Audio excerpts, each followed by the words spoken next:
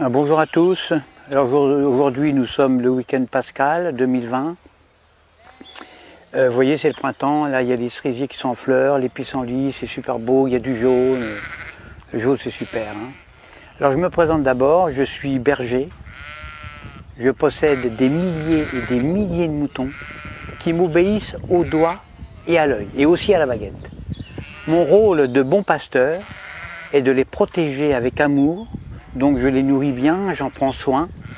Un mouton, parce que je sais qu'un mouton bien élevé, élevé avec amour, eh bien c'est l'assurance d'obtenir une laine soyeuse, de qualité, et une viande fondante d'un goût incomparable.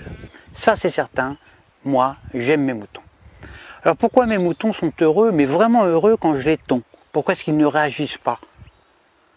Pourquoi est-ce qu'ils ne réagissent pas quand je les vaccine, quand je les sacrifie sur l'autel de la gastronomie? Il y a un mystère, il y a un mystère. Surtout quand on sait que moi, je suis qu'un petit bonhomme fragile, qui ne ferait pas le poids face à un mouton en colère, un seul mouton en colère. Un seul bélier peut me tuer d'un seul coup. Eh bien le secret, le voici.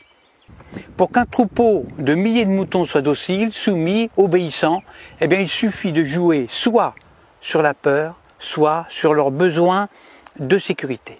Exemple, quand j'ai besoin de les tondre, ou de les vacciner, ou de les confiner, ou même de les mener à l'abattoir, eh bien je leur crie « Attention, voilà un loup ! Il y a un gros loup !»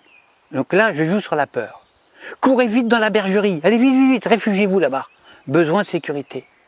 Et là, dans une psychose collective, où ils se piétinent les uns les autres, ils se carapatent tous dans la bergerie, sans même réfléchir, parce qu'ils sont heureux de se retrouver en sécurité, confinés dans la bergerie, loin des dents du loup. La peur court-circuite la réflexion. Elle fait exploser leurs neurones. Alors déjà, qu'un mouton, il n'y en a pas beaucoup. Alors pendant que leur attention est dirigée vers le loup, eh bien moi, tranquillement, je les tonds, je les vaccine, je leur tatoue le gigot, je puce les rebelles, je castre les chefs, bien sûr, en leur injectant des médicaments, etc., etc. Et quand j'ai fini mon travail, eh bien, je les relâche tout doucement par petits groupes. Alors c'est vrai qu'ils se sont fait tondre, ça ils s'en rendent compte, ils le voient, mais ils sont heureux d'avoir échappé au gros loup. Ils sont tondus, mais encore vivants, donc contents, heureux. Je les fais alors bêler tous en chœur à la tombée de la nuit et je leur demande de m'applaudir à 20 h au moment du journal télévisé qui leur raconte qu'ils ont échappé vraiment à un grand danger. Alors bien sûr, sur le nombre, il y a toujours quelques rebelles, des moutons noirs, qui sont des moutons plus intelligents que les autres, qui comprennent, ils ont pigé mon stratagème. Alors ils essayent, ils tentent désespérément d'expliquer à leurs frères moutons, à leurs congénères, que si le loup en croque 2 ou 3 seulement, le berger, lui, est beaucoup plus dangereux, puisqu'ils finiront tous sur une table en méchoui, ou sur la table pascale. Alors il faut les gérer, ces moutons noirs, qui ne veulent pas rentrer dans la bergerie, parce que ce sont des rebelles, ce sont des esprits libres. Alors à ceux-là, soit je leur montre mon bâton, soit je les fais mordre par mon chien. Or le mieux c'est d'égorger un seul mouton noir devant les autres. Alors ça, c'est super efficace ça. Pour un seul de sacrifié, j'en terrorise des milliers qui deviennent, mais alors doux comme des agneaux. J'en tue un et j'en soumets des milliers. C'est comme ça qu'on étouffe la moindre velléité de révolte. Alors il y a de nombreux hommes politiques qui viennent me demander de les coacher.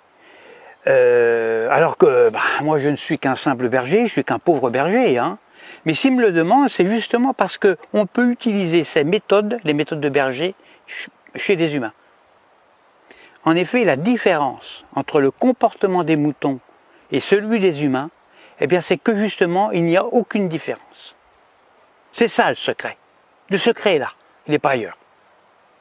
Donc, quand on veut faire passer une loi impopulaire, qui ne fait pas plaisir, eh bien on le fait pendant que la population a peur.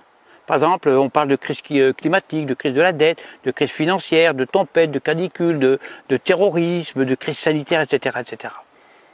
À cause du coronavirus, là on joue avec la peur, eh bien on a réussi à confiner non pas des milliers de moutons, mais des milliards d'humains sur toute la planète, sur toute la Terre. Des humains, confinés comme des animaux. Des humains déshumanisés. Et le pire, le plus révoltant, le plus dramatique, c'est que les chefs rebelles ferment leur gueule. Les grands chefs, ils acceptent aussi leur confinement. Alors la seule solution pour s'évader de ce piège machiavélique sera un réveil collectif. Alors moi personnellement, je ne perds plus mon temps à essayer d'éclairer les blaireaux. Ça ne sert à rien, ça ne sert strictement à rien.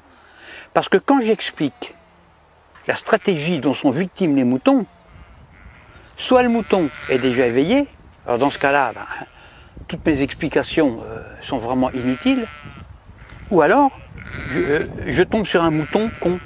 Et si c'est un mouton con, il ne comprendra rien à ce que je lui raconte. Parce que justement, c'est un mouton con. Alors il faut faire attention parce que le mouton con, lui, il n'est pas fautif. Il est con, c'est tout, c'est pas sa faute. Alors à bientôt pour une prochaine vidéo. Pensez à vous abonner, à diffuser la vidéo parce que je me présente aux prochaines élections présidentielles et puis j'ai besoin de beaucoup d'électeurs.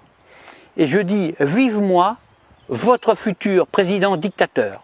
Faites le bon choix, votez pour moi. À bientôt.